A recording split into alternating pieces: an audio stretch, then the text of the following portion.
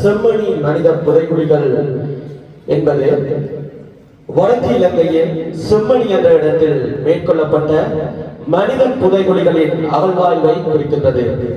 தமிழ் பள்ளி மாணவி கிருசாந்தி குமாரசாமியை பாலியல் வன்கொடுமை செய்து கொலை செய்வதற்காக விசாரணையில் இருந்த இலங்கை ராணுவ வீரர் சோமரட்ன ராயபக்ச என்பவர் 1998ஆம் ஆண்டு இந்த புதைகுழிகள் இருப்பதாக குற்றம் சாட்டியதை தொடர்ந்து அவை முதலில் கவனத்தினை பெற்றன.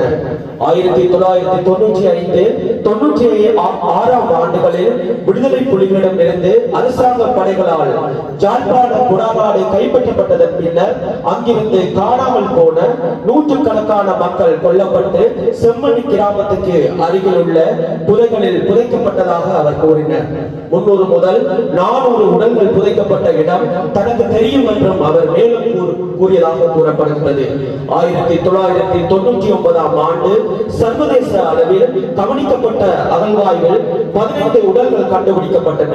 அவற்றில் 2 1996இல் காணாமல் போன ஆண்கள் என அடையாளம் காணப்பட்டன. அதனைத் தொடர்ந்து இவ்வருடமும் 2025ஆம் ஆண்டு இந்த தொல்லியல் அகழ்வாய்வுகள் மேற்கொள்ளப்பட்டு முதலாம் கட்ட இரண்டாம் கட்ட அகழ்வாய்வுகளின் அடிப்படையில் இதுவரை 147 மனித எச்சங்கள் கண்டுபிடிக்கப்பட்டுள்ளன.